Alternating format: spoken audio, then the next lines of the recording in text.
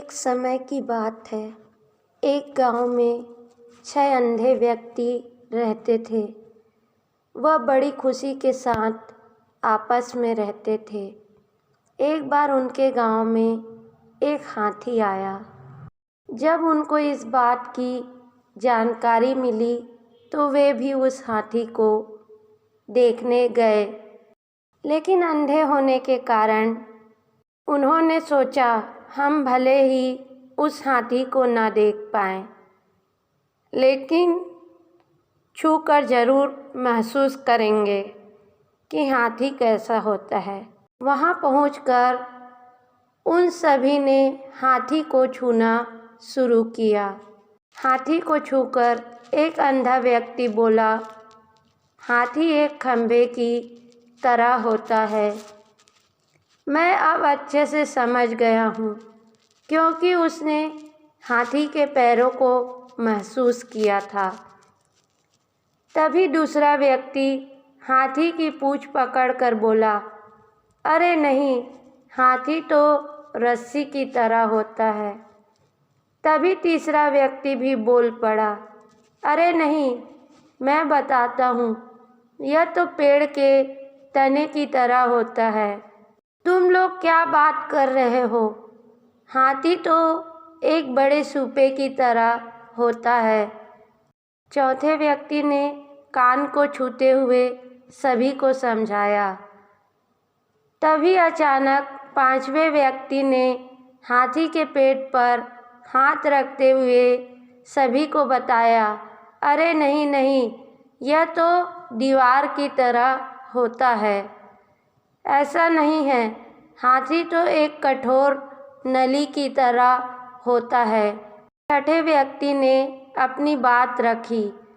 सभी के अलग अलग मत होने के कारण उन सब में बहस होने लगी और खुद को सही साबित करने में लग गए। उनकी बहस तेज होती गई और ऐसा लगने लगा मानो वो आपस में लड़ ही पड़ेंगे। तभी वहाँ से एक बुद्धिमान व्यक्ति गुजर रहा था। उनकी बहस को देखकर वह वहाँ रुका और उनसे पूछा, क्या बात है, तुम आपस में झगड़ा क्यों कर रहे हो? उन्होंने बहस का कारण बताते हुए उस बुद्धिमान व्यक्ति को बताया कि हम यह तय नहीं कर पा रहे कि आखिर हाथी दिखता कैसे है।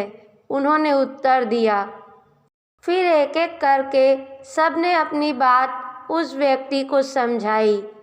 बुद्धिमान व्यक्ति ने सभी की बात शांति से सुनी और बोला, तुम सब अपनी जगह सही हो। तुम्हारे वर्णन में अंतर इसलिए है क्योंकि तुम सब ने हाथी के अलग अलग भागों को छुआ और महसूस किया है, लेकिन यदि देखा जाए तो तुम लोग अपनी अपनी जगह ठीक हो, क्योंकि जो कुछ भी तुम सब ने बताया वो सभी बातें हाथी के वर्णन के लिए सही बैठती है। अब तक सभी को सारी बातें समझ आ गई थी। उसके बाद उस बुद्धिमान व्यक्ति ने समझाया, यदि आप सब आपने जो महसूस किया उसके अलावा भी यदि आगे कुछ देखते तो आपको हाथी असल में कैसा होता है समझ आ जाता। दोस्तों, अधिकतर ऐसा होता है कि हम सच्चाई जाने बिना अपनी बात को लेकर अड़ जाते हैं कि हम ही सही हैं और बाकी सब गलत। लेकिन कई बार ऐसा होता है कि हम सिक्के के केवल एक ही पहलू को देख रहे होते हैं। हमें ज़रूरत है सिक्के के दोनों पहलुओं को देखने की, समझने की।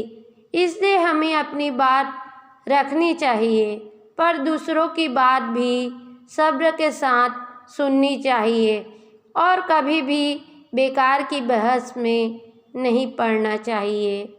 हमारे वेद और पुराणों में भी कहा गया है कि सत्य को कई तरीके से बताया जा सकता है।